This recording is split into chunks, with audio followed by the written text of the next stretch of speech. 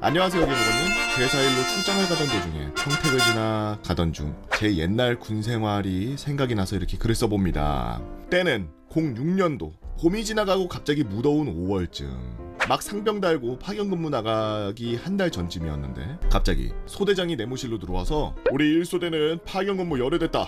지금부터 우리 소대는 총기를 대대에 거치하고 연대로 들어간다 라고 하더라고요. 내무실에 선임 후임할 거 없이 어리둥절.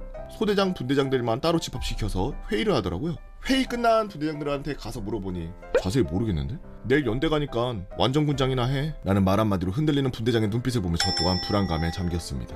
그 다음날 연대까지 육공을 타고 연대 연병장에 도착해서 보니 각 사단 안에 있는 대대 중대 한 개씩 소대들이 모여 있었고 그 중에 반갑게도 옛날 훈련소 동기들 얼굴도 몇몇 보이고 대략 한 200명 정도가 모여 있는 것 같더라고요. 그때 연대장님이 나오셔서 연설을 하기 시작했습니다. 너무 길어서 간략하게 설명하자면 우리가 모인 이유는 일주일 동안 연병장에서 훈련을 받고 평택 미군기지로 시위 집합하러 간다. 저는 속으로 아니 우리가 전경도 아니고 왜 시위를 막으러 가는 거지? 라고 했습니다. 참고로 저희 부대는 파주였는데 왜 평택까지 가지? 이유도 몰랐고요. 결국에 저희 사단은 연대에서 일주일 동안 사열, 종대, 방어 이런 훈련들을 하기 시작했습니다. 아 이거 전경들이 받는 그 훈련을 받았구나. 긴 나무봉으로 밀어 찔러 해산 훈련을 하였고 정신교육으로는 별일 없을 거다. 어차피 전경 애들이 다 하고 우리는 후방 지원만 하는 거다. 그리고 철조망 작업하면 가까이 들어오지도 못하니까 걱정하지 말라고 우리 작전 장교가 설명을 해주더라고요. 뉴스에서도 시위 초창기라 격렬한 시위도 아니었고요. 그렇게 해서 훈련이 끝나고 D-Day 아침 식사를 먹고서 오전 8시경 육공을 타고 단체로 평택으로 출발했습니다. 헌병대 오토바이까지 동원되어 차량을 엄호하면서 3시간 동안 이동하였을 무렵 미군기지 입구 쪽에 시위대로 보이는 분들이 저희에게 욕을 하면서 3년치 먹을 욕을 다 먹어가며 기지 안까지 깊숙이 도착해보니 허허 벌판에 25인용 텐트가 여러 동 쳐져 있고 옆에는 야전 화장실, 작전 지휘소가 있었습니다. 속으로 철없는 생각이었지만 숙소만큼은 미군기지 안에 좋은 내무실을 쓰겠다 생각했죠. 관할 지역으로 이동해 철조망 작업을 하기 시작했습니다. 철조망 건너편을 보니 일명 닭장이라고 하는 그 버스가 몇 킬로미터 정도로 보일 정도로 주차가 돼 있을 정도였습니다. 부 소대장에게 물어보니 전경이 10,000명이 투입됐다. 와... 일단 오랜만에 밖에 나온 저는 나름 설레었다고 해야 되나? 하지만 그건 악몽의 시간 2시간 뒤에 알게 되었습니다.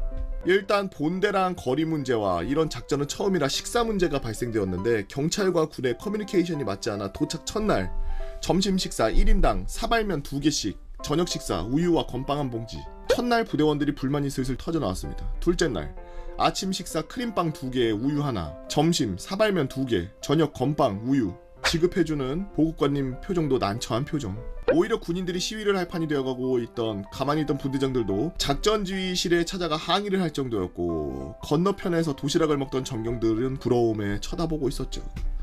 그리고 또 한편으로 시위가 또 격렬해지기까지 했습니다. 주민들은 죽창과 야구방망이를 멀리서는 LPG 가스통으로 위협을 하였고 결국 전경들도 많이 다치는 모습을 보게 되었어요. 날도 더운데 물도 부족하고 밥도 제대로 못 먹고 시위는 격렬해지고 천사 같던 소대원들은 살기 어린 눈빛으로 바뀌어 예민할 대로 예민해졌습니다. 저도 그때 당시 회상하면은 악몽이었고요. 셋째 날의 아침은 군대리아였습니다. 이제는 전 부대원들이 하소연을 하였고 결국 이게 뉴스에까지 보도된 걸로 알고 있습니다. 점심부터는 제대로 된 식사와 물이 지급되었지만 평택읍 대추리를 우회 돌아 포크레인과 주민들이 들어오는 걸 발견했고 저희가 친 철조망이 종이 찢어지듯 그냥 찢어져서 날아가 버렸고 시스템이 구축이 안 돼 있던 군인들은 방패도 없이 진압봉으로 이 진압을 막아야 했죠. 방패도 없이 몸으로 막아야 했던 상황이며 제 후임은 목에 죽창에 찔려가지고 급히 후송을 가야 했고 저 또한 어깨에 몽둥이를 맞아서 비가 오면 욱신욱신한답니다. LPG 가스통이 날아와 후퇴하던 도중에 기존에 있던 전경들이 들어와서 진압하게 되었지만 타부대 일부 군인들이 인질까지 되어 방탄에 진압봉까지 뺏기고 일부 형사들이 총기까지 소지하여 구하러 갔던 걸로 기억합니다. 당시를 기억하면 너무나 큰 악몽이었습니다. 다행히도 부산과 김해의 전경분들이 오셔서 저희는 일주일 뒤에 복귀할 수 있었습니다. 그 기억은 전쟁만큼이나 기억하기 싫은 악몽이며 가끔 시위하는 뉴스나 그런 것들을 접하면 PTSD가 제대로 옵니다. 그때 당시에 돌아가신 전경분도 있다고 들었어요. 군인 및 전경들도 소중한 자식들입니다. 제발 평화적인 시위와 집회가 됐으면 합니다. 참고로 그 제목은 제 고참이 복귀 도중에 했던 말이 생각나서 한번 써봤어요. 감사합니다. 엄청 유명한 일이죠. 우리나라 미군 기지가 서울 한복판에 있었죠. 용산 미군 기지라고 해가지고, 용산이라고 하는 서울의 중심부 코어에 미군 기지가 어마어마하게 크게 있었는데, 그 기지가 너무 전방에 있고 북한 애들이 쏘는 그 장사정포나 그런 멀리까지 쏘는 그런 걸로 전쟁이 발발 시작하자마자 그 부대 자체가 흔적도 없이 초토화될 거다. 그리고 그 미군 기지가 있음으로 해서 그 주위에 있는 민간 시설들까지 분명 피해를 입을 거다라고 예상을 하고 미군 기지를 이제 평택까지 내려가게 되죠. 위치가 그래서 평택으로 정해지고 나서 초반에 어마어마하게 그 많은 일들이 있었습니다. 지금 말씀하시는 것처럼 원래 이제 평택에 거기 사시던 분들이 있으셨으니까 그 주민분들하고 마찰이 엄청 컸어요. 난리가 났었죠. 저도 이제 저 때 근무를 했고, 저 작전에 투입됐던 한 사람으로서 그때를 회상하자면, 이제 이분 같은 경우에는 좀 일찍 가신 거예요. 선발대 같은 거였지. 파운데이션을 만들기 위해서 초반에 간 초기 인력이고, 저 같은 경우에는 조금 지나서 갔어요. 언제라고는 말씀을 못 드립니다만, 저희 부대에 그런 두돈반 이런 게 수백 대가 있으니까 병력을 수송하고 나르는 거에 최적화되어 있거든요. 그래서 이동하는데, 제가 이 작전을 왜 아직도 기억하냐면은 새벽에 운전했어요. 저녁 먹고 출발. 그리고 타 부대원들 밤 거의 그 12시, 1시 막 이때까지 물자 싣고 사람 싣고 병력들 잠 못 자게 하면서 소리 막 지르면서 평택까지 이동.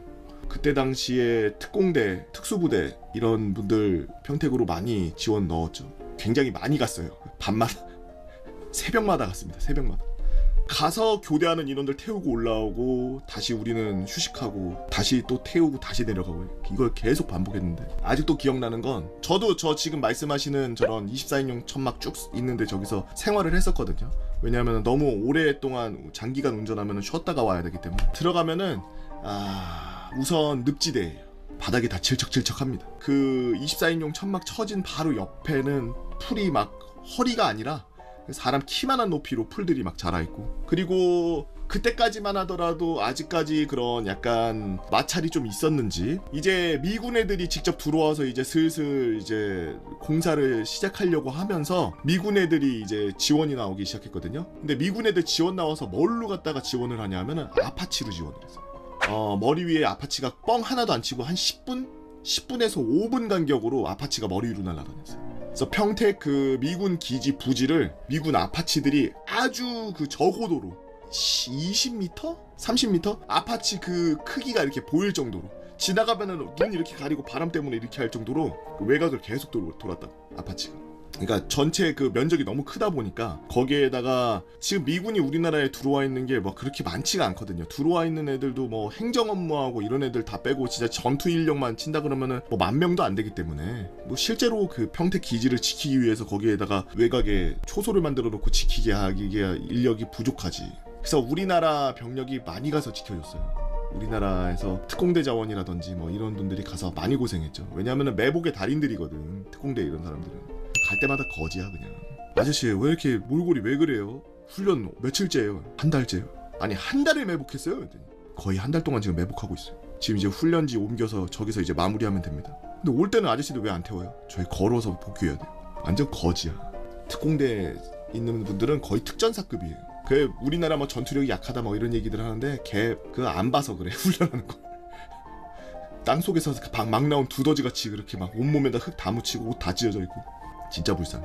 근데 그런 사람들을 새벽에 태워가지고 많이 내려갔죠. 저희 부대가 약간 특공대하고 연계를 많이 하고 업무를 많이 하고 그래서 특공대 훈련 뛰면 우리도 가서 전투위장하고서 특공대 훈련 같이 뛰어주고, 약간 저도 옛날 생각이 새록새록 나는데, 여튼 뭐 시간이 많이 지나서 지금은 어떤지는 모르겠습니다. 저희도 그냥 시키는 대로 그냥 했던 사람들이라 뭐 저희가 무슨 힘이 있겠습니까? 그때 당시 군인이었던 사람들이. 여러분들도 군대 갔다 와서 아실 거 아니에요. 안녕하세요. 약 1년 전에 유튜브에 알고리즘으로 우연히 썰랑썰레를 접해 꾸준히 시청하고 있는 민방위 N년차 시청자입니다. 제가 군복무를 했던 부대의 후방 기행부대였는데 하루하루 회사 출퇴근 같은 생활이어서 썰랑썰레를 올릴 만한 다이나믹한 내용이 딱히 떠오르지는 않았습니다만, 그래도 그 중에 재미가 있을 것 같은데? 라고 하는 내용을 골라서 한번 써봅니다. 제가 전역한 지 15년이 지나서 기억에 오류가 좀 생긴 부분이 있을 수 있으나 MSG는 전혀 없습니다. 제가 속해 있던 부대는 정확히 하기는 별들의 고향에서 일하는 개원들이 모인 부대였습니다. 예전에 싱싱카썰 올린 분도 땡땡단에서 근무하셨던 분인데 크게 보면 땡땡단이라는 소속은 같지만 저희와는 일하는 근무지가 완전 달랐죠. 싱싱카썰 올리신 분, 그분은 저희가 속한 국직부대 땡땡단에서 근무하던 분이고 저희는 땡땡단이기는 한데 일과 시간에는 별들의 고향에서 근무하는 인원들이었습니다. 이 무슨 뭐 스타워즈 얘기하는 건가요? 별들의 고향은 최상급 행정부대인 만큼 모든 예하부대에 올라온 내용들을 취합하여 처리해야 하니 기본적인 업무량이 상당했습니다. 그런 상태에서 특별히 정해진 기한까지 반드시 처리해야 되는 중요한 일이나 중요도가 높은 큰 업무를 진행해야 된다든지 할 때는 추가로 예하부대에 파견병들을 뽑아가지고 받는 경우들이 있었죠. 자세하게 적지를 못하니까 약간 답답하면서 아쉬움이 있네요. 이런 배경에서 오늘의 주인공 파견병 A가 등장합니다. 이 파견병 A는 제가 일하던 사무실과 같은 층의 다른 사무실에 파견 근무온 파견병이었습니다. 일과 후에 파견 중 제가 있던 생활관과 바로 옆에 생활관에서 생활하게 되어 지나다니면서 얼굴을 몇 번 보다 보니 우리 부대원 마냥 얼굴을 익힐 정도가 되었죠.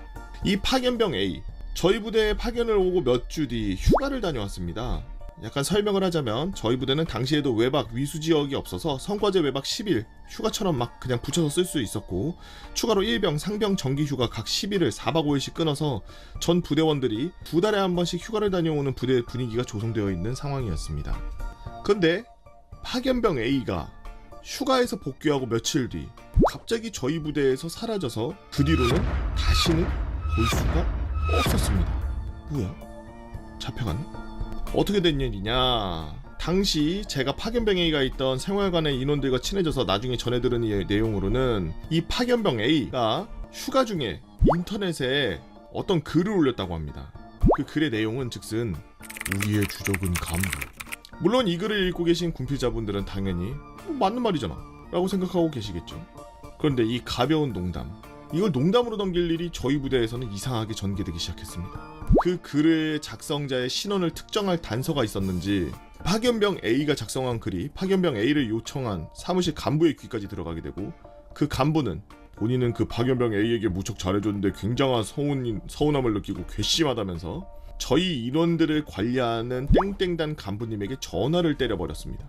그날 오후 저희 부대 인원들은 전원 모여서 저희 소대장님에게 정신교육을 받았죠. 바로 옆 생활관이어서 해당 파견병 A가 보였는데 정신교육 내내 나라 잃은 표정으로 고개를 못 들고 땅만 보고 있더라고요. 그리고 바로 다음날 우리 불쌍한 파견병 A는 저희 부대에서 사라졌습니다.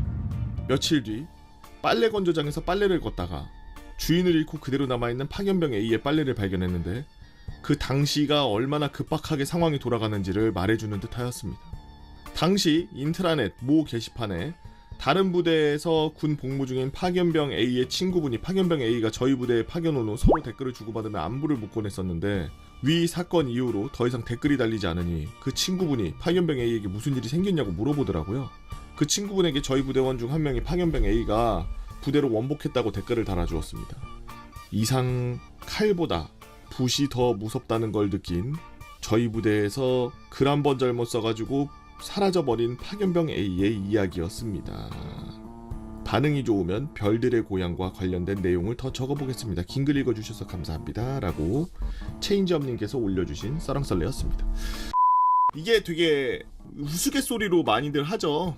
워낙 그 통제하는 사람들이 간부들이 꼬장꼬장 하니까 사실 이제 그 꼬장꼬장한 이유도 사실 있죠. 왜냐하면 간부들 입장에서는 성과를 빨리 내야 된다든지 아니면 기한이 얼마 없다라든지 아니면은 뭐 자기가 지금 생각하고 있는 퀄리티에 그게 있는데 거기까지 도달을 못하고 있거나 그 너무 지지부진하거나 이러면은 이제 막 애들 쪼우기 시작하고 막 뭐 이저런 저런 걸 하니까 사람들이 보통 본능적으로 가장 먼저 사람을 다그칠 때 아니면 빨리 하길 바랄 때 제일 먼저 하는 게 뭐예요? 잔소리예요. 말을 많이 해. 야 빨리빨리 해야지 저 저녁 안 먹고서 뭐 내일까지 할 거야 말하면서 계속 옆에서 막 한. 두 번째가 이제 폭력이야. 옛날에 막 채찍으로 막 노예들 때리고 그랬잖아. 사실 군대에서 간부라고 하면은 어느 정도의 지위를 갖고 있고 그 밑에 부하들로 데리고 있으면서 명령을 하다라면 그 부하들이 명령을 그 즉시 수행해야 되는 게 군인이니까 예쁘게 포장되어 있는 그런 상하관계로 표현이 되는 거지. 사실 많은 병사들이 군대에 갔을 때 본인이 그냥 간부들이 막 그냥 부리는 하나의 그냥 파츠가 된 것 같다라고 느끼는, 막말로다가 노예가 된 것 같다라고 느끼는, 이렇게 생각하는 병사들 굉장히 많아요.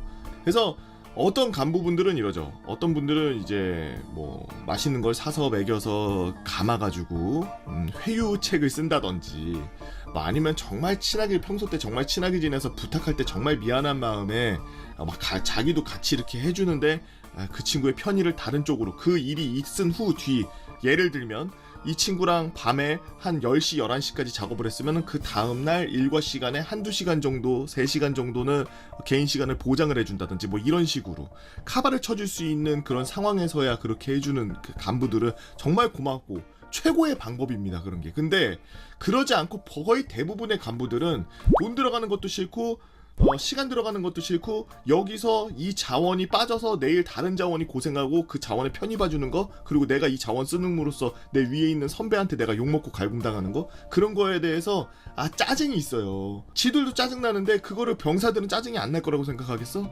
당연히 짜증날 거 생각하는데 그냥 시킨단 말이야.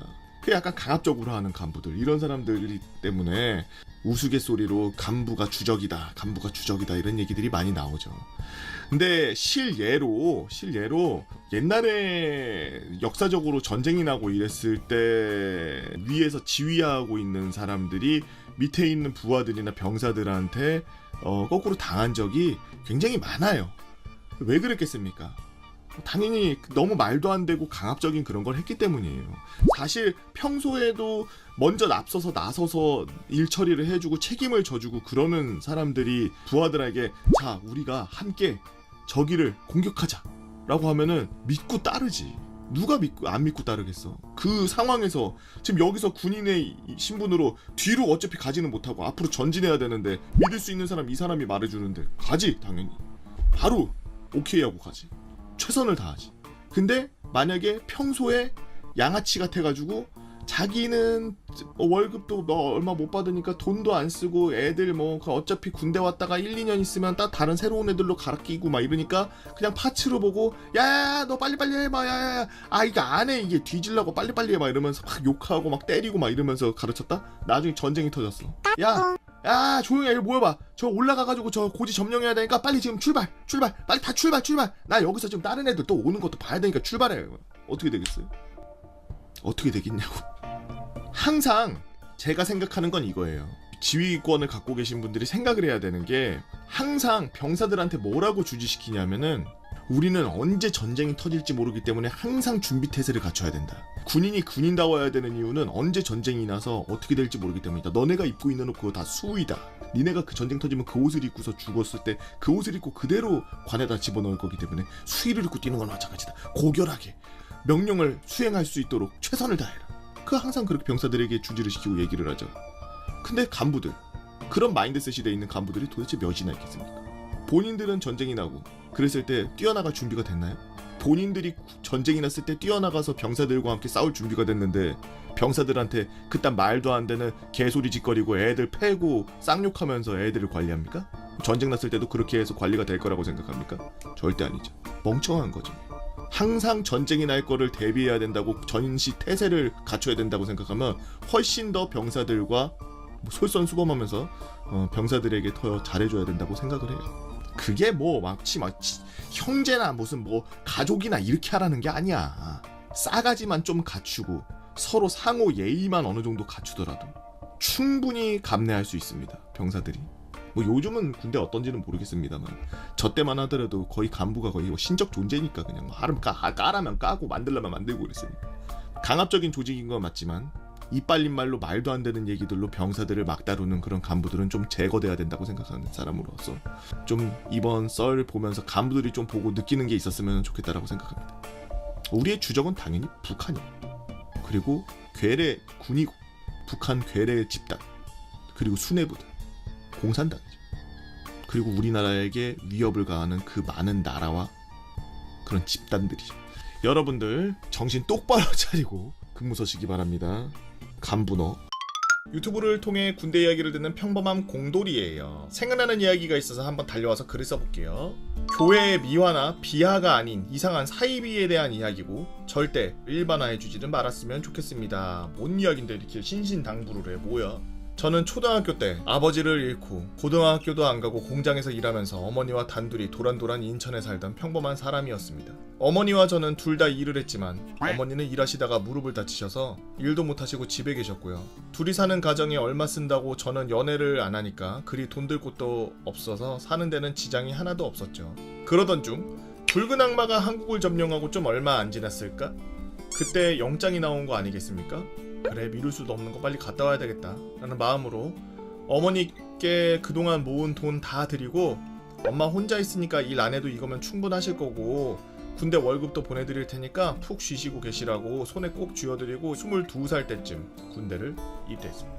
그 당시에 군대 가혹행위와 여러 문제가 많아 군대는 살벌하기 그지 없었고 저 또한 안 다치고 열심히만 하고 잘 전역하자는 마음으로 입대를 하였지만 자대 배치받은 그곳은 정말 천국 그 자체였죠. 꼬장을 부리거나 군기를 잡는 등 그런 것이 하나도 없던 자대였습니다.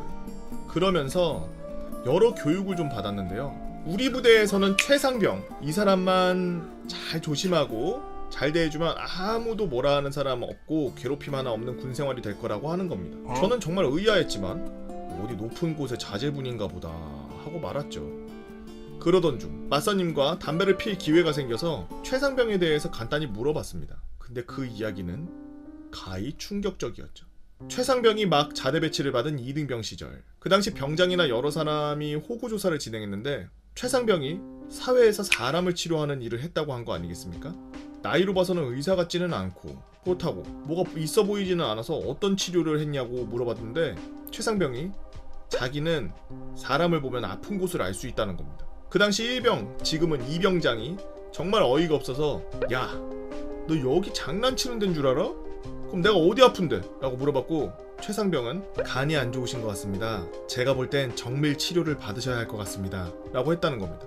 실제 이병장은 그때 당시에 간이 안 좋았고 전국을 찔렸지만 일단 넘어가자는 분위기라 거기서 그냥 넘어갔다고 하더라고요. 하지만 그 뒤 이병장은 휴가를 나가 혹시나 하는 마음에 병원에 나가 간 쪽을 찍어보자 종양이 있었고 종양을 떼야 되는 대수술이 진행되었다는 이야기를 들을 수 있었습니다. 놔뒀으면 암이 됐을 거라는 이야기도 들었다네요. 그리고 최상병의 신기한 일은 끊어지지가 않았고 부대 내 사람들이 돌아가면서 상담과 기도를 올렸고 실제 기도를 올린 사병들은 정말 좋은 일들이 많이 생겨났다고 들었습니다. 아픈 부위를 찾는다든지 가족 사정에 화목이 깃든다든지 하는 좋은 이야기. 저는 종교고 나발탱이고 귀신조차도 안 믿는 사람이라 우연히 쩌네 정도로 넘어갔습니다만 어느 날 최상병이랑 저는 같이 근무를 서게 되었는데 최상병이 저보고 조용히 와서 이야기합니다. 김철수야, 너 어머니 아프시지? 네, 그렇습니다. 아이, 쪼이지 말고. 아니, 어머니 일 다시 하시는데 괜찮아? 어머니 집에서 지금 쉬시고 계십니다. 어머니 너 몰래 아프신 몸 이끌고 일 나가신다 임마. 전화라도 드려. 저는 이게 뭔 소린가 싶었지만 진짜 전화드리니 어머니는 따로 일을 나가고 계셨고 제가 준 돈은 절대 못 쓴다고 그러시더라고요. 저는 뭐라고 하지도 못하고 수화기를 내려놓고 한참 서러워서 눈물을 흘렸습니다. 그러던 중 최상병이 와서 김철수 힘드냐? 이병 김철수 아닙니다. 기도라도 한번 드려볼래? 조용히 와서 묻는 말에 저는 싫다고 거절할 수도 없는 짬도 아니었고 그냥 같이 기도했습니다. 그리고 며칠 지나 100일 휴가를 나갔는데 저희 어머니는 정말 아픈 게 아닌 정말로 괜찮아지셨다고 병원에서 무릎에 생긴 염증이 갑작스럽게 사라졌다고 정말 좋아하시더라고요. 그래서 저는 진짜 어안이 벙벙했는데 이야기를 해봤자 이상한 소리 한다고 걱정할까봐 말은 못하고 조용히 자대로 복귀했습니다. 최상병을 보자마자 저는 눈물이 줄줄 났고 최상병은 다 하나님의 뜻이다 라면서 저보고 교회에 같이 가자 그러더라고요. 저희 부대는 특이하게 부대 밖에 나가면은 바로 시내라 주말에 종교활동의 이유로 외출이 허용되어 있습니다. 그래서 최상병을 따라서 교회를 갔는데 거진 저희 대대가 다 같이 가는 수준이었죠. 가본 교회는 정말 으리으리한 교회였고 대대장부터 별들이 많이 보이는 그런 교회였습니다. 풍경에 놀라 눈을 떼는 사이 최상병은 조용히 사라졌고 예배 시작 후 놀라운 광경을 또 한 번 보고 말았습니다. 목사가 앞에서 여기 우리 자랑스러운 최땡땡이를 봐주십시오.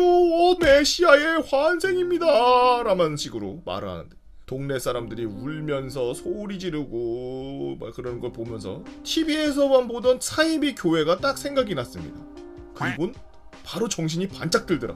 좀 듣다 보니 교회에서는 예수님의 환생으로 최상병을 데리고 장사를 했고 손을 잡고 대화를 하며 기도를 하면 모든 일이 해결된다는 말을 했더라고요. 좀 놀래서 도망치듯이 기피를 하려 했지만 군대에 같은 소대 상병 심지어 부대 대대장조차 다니는 교회인데 제가 어찌 뭘 해보겠습니까. 그래서 그냥 조용히 모른 척 지내보려 했죠. 하지만 약 몇 달이 흐른 뒤 구타로 인해 스스로 목숨을 끊은 병사가 뉴스에 나왔고 모든 대대에서 매일같이 애들 보고 군대 내 부조리를 신고하라는 말이 나왔습니다. 저희 부대에서는 몇 명이 최상병을 안 입고 깨보는 사람들이 있었고 사이비 사건을 적어서 낸 사람이 한두 명이 아니었죠. 결국 위에 이 내용이 전달되어 사항이 커지고 커져 부대의 안기부부터 모두 와서 뒤지고 조사하기 시작했습니다. 이때 안기부가 있었나요? 2000년대 초반인데 기무대 아니었을까요? 진실은 이랬습니다. 최상병이 자대 배치받고 이병장 안 발견한 건 개구라였죠. 이병장도 원래 교회 소속이었다고 그랬습니다. 모두들 한 통속으로 서로의 개인정보를 대대장과 귀로 전달받은 뒤 최상병이 다 아는 척하면서 하나하나 찔러보는 식으로 신도를 늘렸던 거였어요. 저 또한 어머니께 대대장이 사람 신경 쓰는 척 전화를 걸어서 탈탈 턴 뒤 저보고 아는 척을 해서 일어난 일이었고요. 어머니 염증은 원래 자연스레 쉬면 사라지는 염증 수준이었답니다.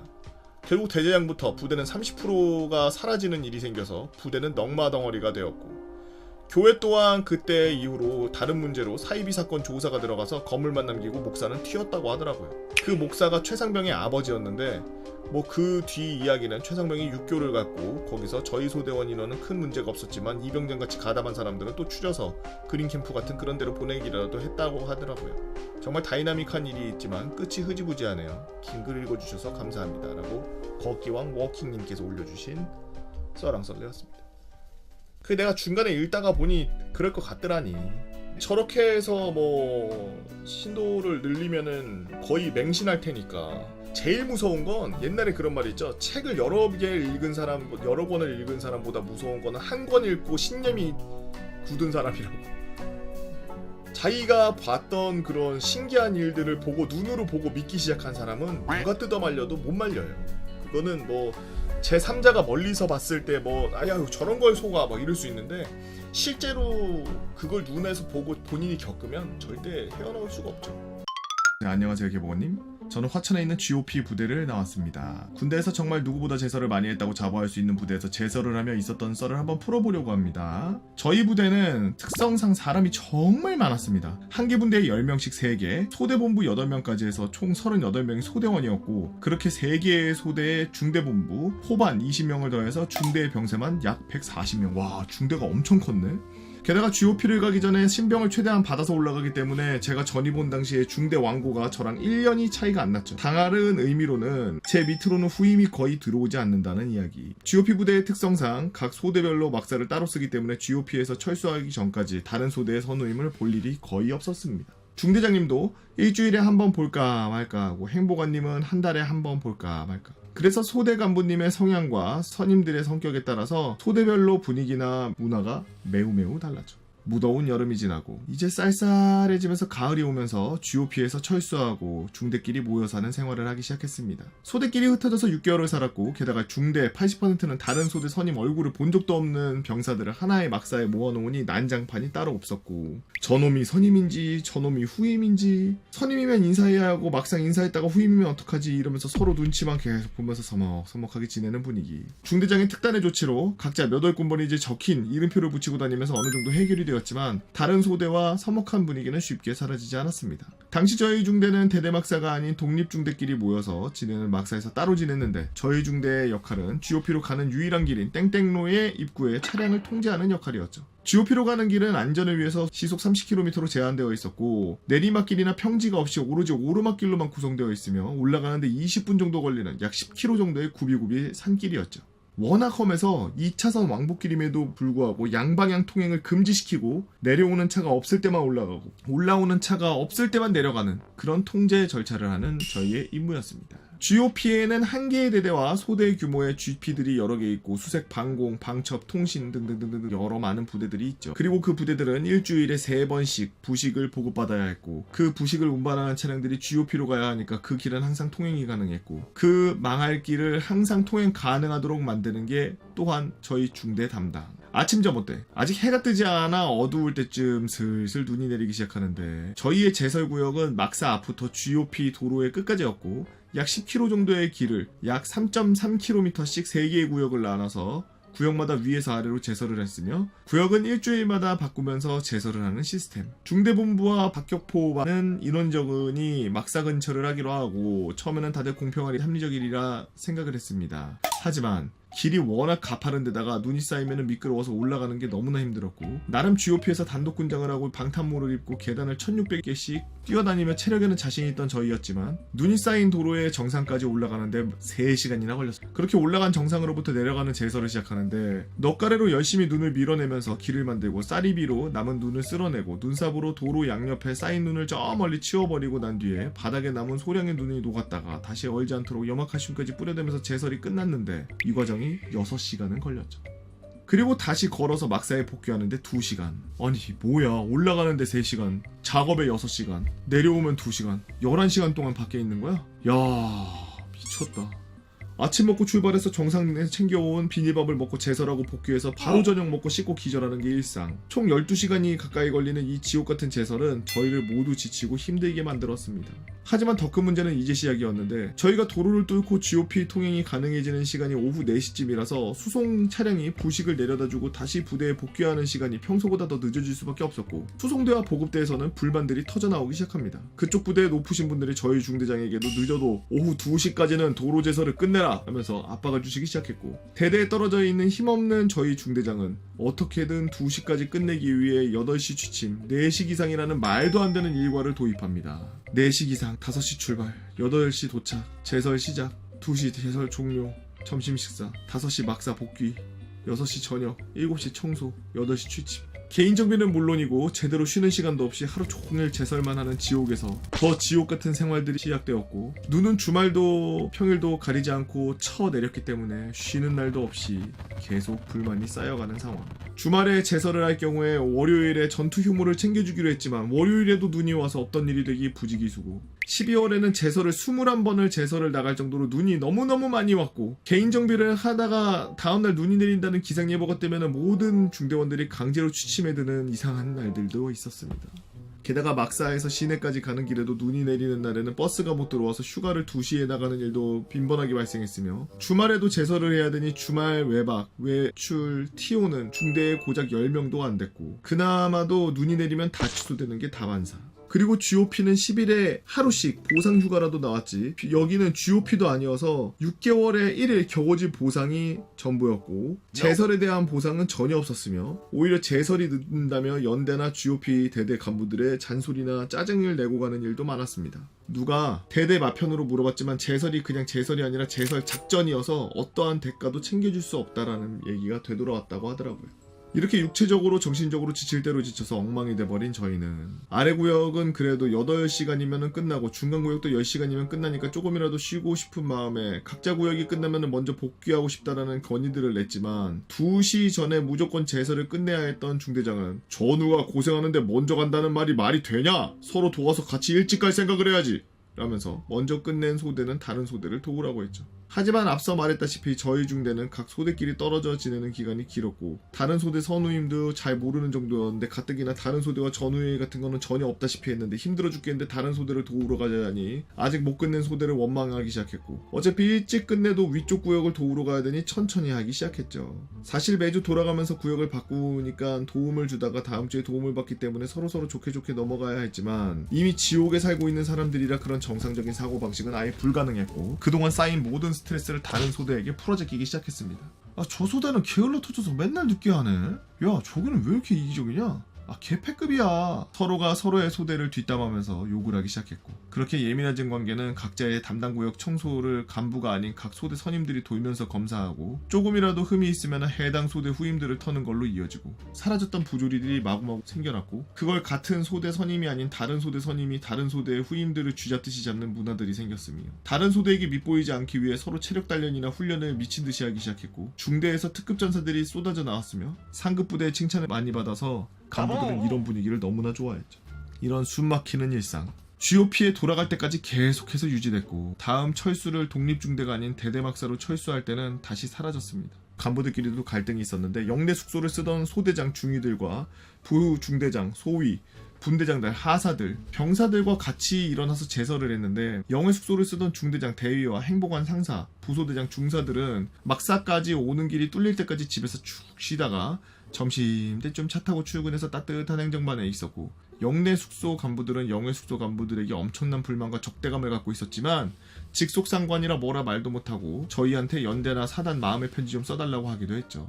이상 제설로 인해서 병사는 병사끼리, 간부는 간부끼리 서로가 사이가 멀어져 버린 슬픈 이야기 읽어주셔서 감사합니다. 안녕하세요, 보고형. 유튜브로 썰랑썰레 보다가 군대에서 있었던 저의 첫사랑 이야기를 남길까 합니다. 저는 09년 군번으로 공군 헌병중대 경비소대에서 근무했었죠. 경비소대에서 저는 초병 임무를 맡아서, 저희 소대는 라인 정문, 주기장이 뭐죠? 공군 출동해주세요. 활주로 들어가는 입구, 그리고 비행단 내에 있는 다른 전대 정문 경계 출입 통제 인원 관리 임무를 주로 했습니다. 그냥 위병소에서 근무 좁다는 뜻을 잘 꾸며주셨네요. 당시 저희 비행단은 첫 시범 부대로 출입 통제를 할 때 단말기 같은 걸로 출입자의 패스를 찍어서 단말기에 뜬 출입자의 얼굴과 군번을 확인하는 방식의 출입 통제를 했습니다. 와, 되게 무슨 미군 부대 같은 데 들어갈 때 띡 찍고 이렇게 들어가면서 얼굴 확인하고 오케이 패스 막 이러면서 들어가게 하는 약간 그런 거 같네요. 당시에 부대에서 병사들이 핸드폰도 못 쓰고, 사이버 지식 정보방이라고 하는 PC방도 저희 소대가 기지 외곽에 있어가지고 이용하는데 불편함이 있던 터라, 그 단말기 같은 전자기기에도 저희 근무자들은 너무나도 신기하고 갖고 놀기 바빴죠. 기계가 많이 없어가지고 그 기계 삑삑 누르는 거 재밌었겠대. 마치 원시인이 처음 불을 발견한 것 같은 그런 건 말이죠. 그 기기를 갖고 노는 방법은 여러분들, 군대가 얼마나 사람을 참 심심하게 하는지 알겠죠? 그 무슨 카드 포스기 같은 거 지금 갖고 노는 방법 써주잖아 지금. 단말기에 직접 패스를 찍지 않고 군번만 알고 있으면 사진과 소속부대 그런 것들이 나오는데, 단말기를 통해서 비행단 내에 여성 간부들의 사진을 보는 것이 그 기계를 갖고 오는 방법이었습니다. 이거 또 자수설이네요. 개인정보보호법 위반입니다. 당시 저희는 이상형 월드컵도 하고 그러면서 비행단 탑3도 정하고, 그 단말기에 어느새 출입 통제보다는 소대 내에서 가장 재미있는 장난감이 되어버렸어요. 그리고 사건이 발생했죠. 때는 제가 상병 때 주말에 초병 선임으로 근무를 나갔을 때 일이었습니다. 주말이라 가지고 출입하는 인원도 없고 몇 시간씩 서 있는 게 지루했던 저는 단말기로 당시 제가 마음속으로 흠모했던 여하사님의 사진을 단말기에 띄워놓고 계속 쳐다보고 있었죠. 넋을 잃고 쳐다보고 있는데 후임이 땡땡 상병님, 땡땡 하사님 오고 계십니다. 당시 그 하사님은 탑3에 무조건 뽑히는 미모의 여성분이라서 저희는 전방 100m에서도 알아볼 수 있을 정도였습니다. 뭐 얼마나 예쁘길래. 흠칫 놀라며 뒤를 돌아봤는데 이미 하사님이 너무 가까운데 오셔서 저희는 막 어버버 하면서 막 출입정 확인하겠습니다 하고 단말기를 패스에 찍으려고 내밀었죠. 근데 이게 웬걸? 단말기를 패스에 찍기도 전에 그분 사진이 화면에 떡. 그리고 그걸 바라보는 그분의 놀란 표정. 그리고 붉게 삼키는 그분의 얼굴. 저는 너무나 당황해서 뭐라 말해야 할까 하다가 그런 말이 나왔는지는 모르겠지만 고백 아닌 고백을 하게 되었습니다. 그냥 평소에 호감이 있어서 그렇습니다. 성희롱 그 말을 하고 땡땡 하사님의 얼굴을 봤는데 저는 쳐다보지도 않고 얼굴이 빨개진 채 아무 말 없이 빠른 걸음으로 정문 안으로 휙 들어가셨죠. 아 망했구나. 아유 씨. 아이 그냥 야 망하고 야 성군기 위반까지 징계까지 받겠구나 하는 생각으로 제 머릿속은 뒤집어졌고 저는 하번초 후 소대장님께 단말기로 검색하다가 해당 간부님에게 걸렸다라고 보고했죠. 결과는 군기교육대 일주일 저와 아무 죄 없는 후임은 보내졌습니다. 아무 죄 없는 후임은 왜 같이 같이 서서 썰이 여기서 끝나면은 별일 아니었겠지만 제가 봤을 땐 여기서 끝난 거예요. 이 뒤부터는 약간 소설일 것 같은 느낌이 팍 드네요. 제가 군기교육대를 갔다 오고 처음 맞은 주말에 사건이 하나 더 터집니다. 주말에 소대에서 개인 정비를 하고 있는데 저한테 면회가 왔다고 상황실로 연락이 온 겁니다. 아니 면회가 올 사람이 없는데 누구지? 하고 나갔는데 띠용! 사복을 입은 땡땡 하사님이 면회장에 계셨습니다. 알고 보니 제가 군기교육대를 갔다 오는 기간에 평소처럼 출퇴근하시는데 일주일에 못해도 두세 번은 봐야 하는 제가 안 보이고 당시 근무하는 초병에게 물어보니 땡땡상병과 땡땡일병 군기교육대 갔다고 해가지고 본인은 보고를 안 했는데 괜히 본인 때문에 피해를 받은 것 같아서 미안한 마음에 피자 사주려고 불렀다는 겁니다. 너무 놀랐지만 저랑 땡땡 하사님은 소개팅 하듯이 몇 시간 동안 대화를 나누고 친해졌고 개인적인 연락처도 교환하고 제 휴가 때면 같이 놀러도 다니고 결국에는 사귀게 되었죠.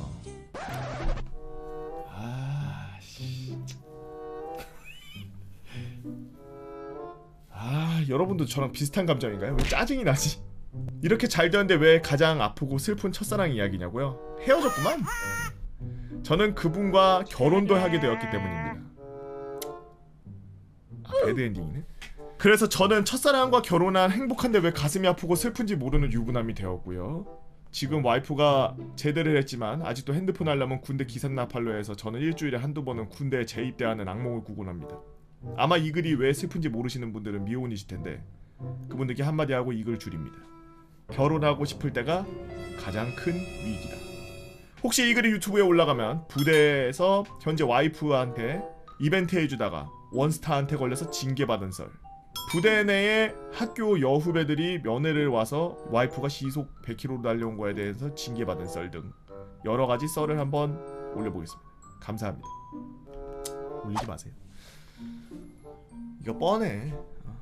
또 얼굴 또 기생 오래비같이 생겨가지고 또 100%야. 또 재수없어 또. 아니 100%야. 뭐? 호감이 있어서 그랬습니다 라고 했는데 피자를 사서 데이트를 하고 사귄 다음에 결혼을 해?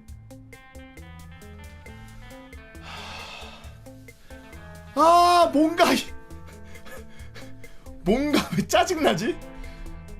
군대에 있을 땐 사실 많이들 아마 저 공감하시는 걸 수도 있는데 눈이 높은데 낮아져요. 이게 무슨 말이냐면 맨날 그 걸그룹 텔레비에 나오는 거 맨날 보고 그러다가 갑자기 일반 사람들 이렇게 보면은 좀 못생겨 보여. 근데 내가 방금 전에 말한 게 무슨 뜻이냐, 눈이 높아지는데 낮아진다는 게 무슨 뜻이냐면 근데 부대 내에 그냥 일반적으로 생기신 그런 간부님들 계시잖아. 그러면 막 호감을 가져. 그분이 막 와가지고 막 야 너 뭐 이 새끼 뭐 너 해가지고 뭐 군기육대 이번에 갔다 왔다며? 너 그럴 줄 알았다. 너 막 이번에 잘해서 근무 빨리 갔다 와 막 이래. 그러면 네 다녀오겠습니다 충성 막 이러면서 막 되게 좋아하는데 분명 걸그룹 봐가지고 눈이 이만큼 올라가는데 나한테 말 걸어주는 여성이 있으면 호감도가 같이 올라가요. 근데 그분이 어떻게 생기든 상관이 없어.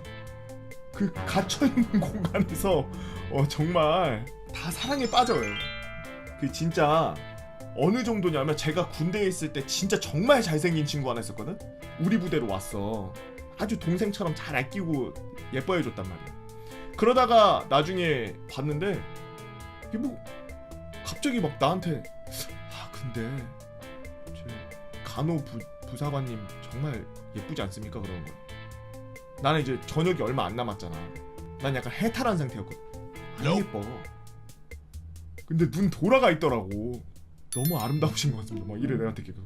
그래서 뭐 어쩌라고 했더니 저번에 약 받으러 갔다가 막 심장 터지는 줄 알았습니다. 막 이래. 너 군대에서 너 이상한 생각하면 안 된다 그랬더니 나중에 고백할 겁니다 막 이래. 그래서 너 그거 다 너 군기육대로 안 끝나? 너 영창이야 너 말했더니 그래도 남자답게 한번 제가 고백해봐야 되겠다. 사귄지는 모르겠으나 둘이 약간 이상한 기류가 흐르더라 부대 내에서. 걔도 마찬가지로 얼굴이 기생 오래비 같이 생겼었거든요. 하여튼 기생 오래비 같이 생긴 것들 재수가 없어요. 안녕하십니까? 전방 어딘가 창끝 부대에 복무 중인 하사입니다. 야밤에 숙소에서 맥주 한 캔 따기 전에 문득 생각나서 하소연하다시피 글을 두서없이 적어봅니다.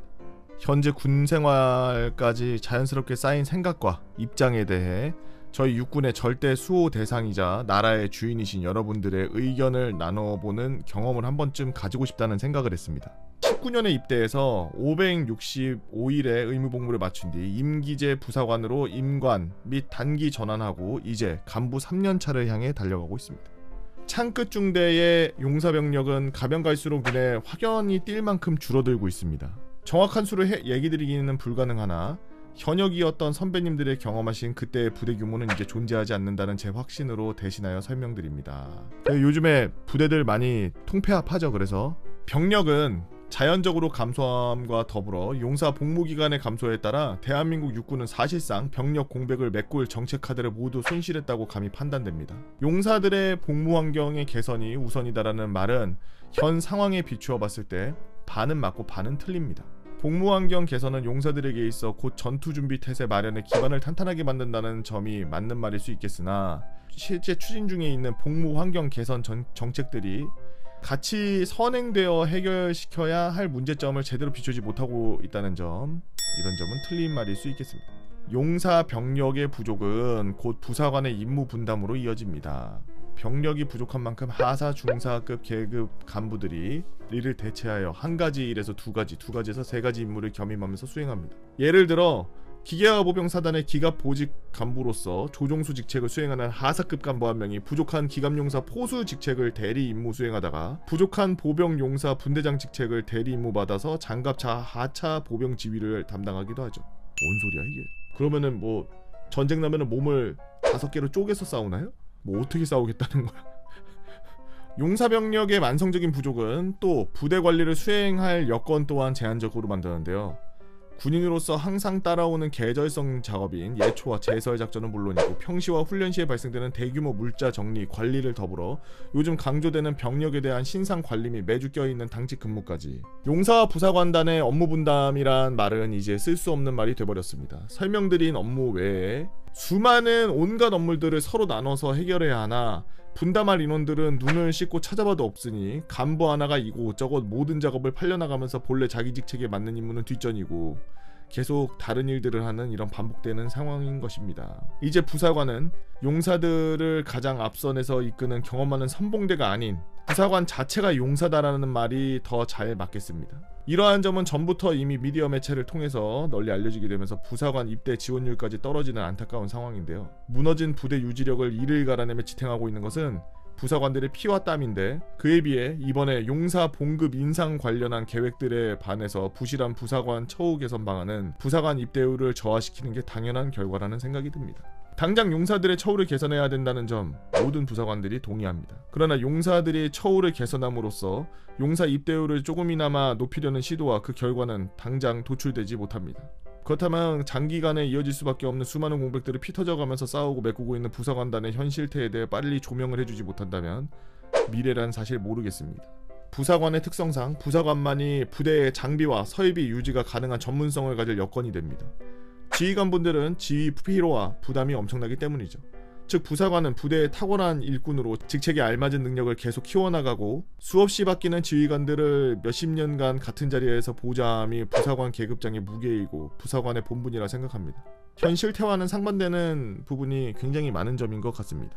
저는 용사들이 얼마를 받건 크게 신경 쓰지 않습니다. 월 200을 받던 300을 받던 짧은 복무 기간이지만 성실히 국가를 수호하는 데 자부심을 느낄 작은 동기만 충분하다면 언제든지 환영합니다. 동시에 부사관들이 상대적으로 박탈감도 충분히 이해합니다.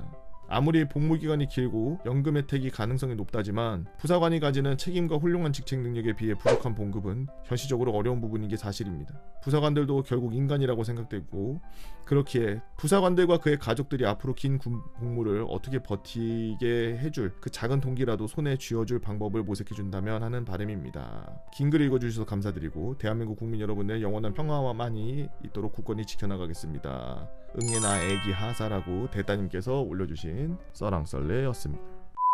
어느 정도는 인정합니다. 부사관들이 보통 이제 병사들이 못하는 부분까지도 부대 내에서 케어를 하고 있는 게 거의 실질적이고, 거기다가 우리가 군 생활했을 때랑은 좀 다르게 병사들이 좀 모질라다고 하는데, 지금 말씀하시는 거 보면은 완전 지금 줄어들었는데 부대가 계속 그 크기를 유지하기 위해서 억지로 잡고 있다는 생각이 드네요. 어쨌든 군대라는 데가 사람으로 굴러가는 데라 뭐 컴퓨터나 기계로 굴러가는 거는 뭐 어느 한 부분이고 사람으로 다 굴리는 곳이라 인간이 제일 중요하긴 한데, 아마 병사 출신이신 분들은 한마디 하고서 넘어갈 것 같다라는 생각이 들어요. 우선 병사랑 부사관 간부라고 하는 장교들이랑은 아예 그 결이 달라요. 병사들은 정말 그 아무것도 군대에서 얻어갈 게 없습니다. 병이 나왔지. 나를 개발하고 뛰어나가게 하기 위한 그런 여러 가지들을 하고 있던 와중에 군대를 억지로 끌려와야 돼가지고 자기의 미래를 버리고 오는 사람들도 많이 봤고, 플랜을 군대라는 거 2년을 집어넣고서 플랜을 짜야 되기 때문에 공백기간도 길고, 사실 실제로 대학교에서 1학년, 2학년 이렇게 공부하고 나서 군대를 갔다 온다? 솔직히 1학년, 2학년 때 공부한 거 기억 잘 안 나요. 대학교 4년을 스텝 바이 스텝으로 1학년 때 배운 걸로 털을 닦아서 2학년 때 배운 걸로 탑을 더 올릴 수 있는 지식으로 털을 닦고, 그 위에다가 이제 3학년, 4학년 때 실질적으로 밖에 나갔을 때도 쓸 수 있는 그런 지식 같은 것들을 막 계속 넣으면서 학교 생활을 한다고 생각을 하는데, 이 털을 닦아놓고 군대를 끼얹어 버리면 터가 없어지거나 아니면 터가 움푹 파이거나, 사실 대학교뿐만이 아니라 대학교를 안 가고 사업을 하던 사람들도, 장사를 했던 사람들도 갑자기 군대 가야 돼서 2년 동안 자리를 비워야 돼가지고, 군대에 있을 때도 막 그런 사람들 있죠. 전화 받아가지고 잠깐 빨리 나가야 됩니다 막 이래서 왜 그러냐 그러면 막 이제 사기치고서 도망가고, 자기가 맡겨놨는 믿을 사람한테 맡겨놨는데 그 사람이 막 이상한 짓 해가지고 회사 날라가 버리고 막 이러고서 군대 때문에 망했다 그러는 사람들 군대에서도 저도 한두 명씩 봤거든요.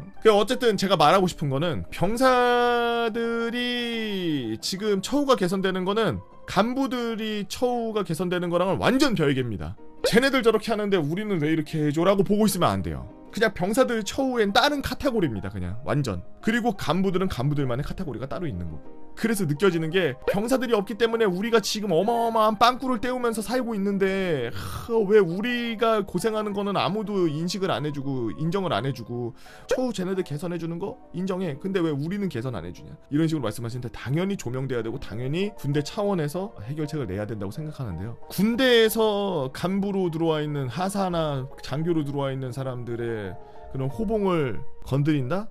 전 쉽지 않다고 생각해요. 우리나라에서 군대를 안 좋게 생각하는 사람들이 너무 많아요. 제 썰랑썰레를 좀 자주 보시는 분들은 그래도 군대가 우리를 지켜줌으로써 우리가 존재한다라는 걸 정확히 인지하고 계신 분들이 많다고 저는 생각을 합니다. 근데 조금 많은 사람들은 군대가 왜 있어야 되는지를 모르고 안 가면 되잖아 라는 식으로 안일하게 생각하는 사람들도 있고, 보통 안 갔다 온 사람들이 그런 생각들을 많이 하고 이상한 아주 가벼운 발언을 많이 해요. 옛날에 그 우리나라 자체가 군대한테 한번 먹혔었던 적이 있었기 때문에 군인 이런 거에 대해 아주 안 좋게 생각하시는 분들이 많아요.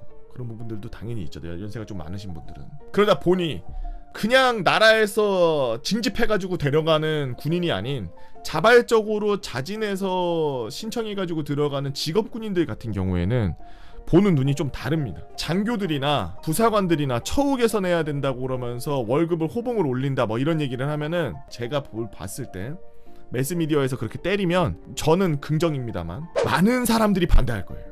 그리고 이런 걸 왜 하냐면서 국방부 이미지가 더 심해질 겁니다. 결국에는 멀리 보면은 모든 것들이 좀 그렇게 힘들어요. 그래서 눈에 안 보이게 여러 가지, 돈도 좋은데 눈에 안 보이게 여러 가지 좀 처우 개선을 좀 해주는 게 좋지 않나. 인원 뭐 TO를 막 좀 늘려준다든지 뭐 아니면은 그런 것들을 좀 나눠주기 위해서 사람들을 좀 이렇게 인사 이동 같은 거를 조금 전략적으로 해준다든지 그런 것들이 좀 필요하다고 생각이 되는데, 사실 그런 것들을 못하니까 이런 얘기들이 나오겠죠.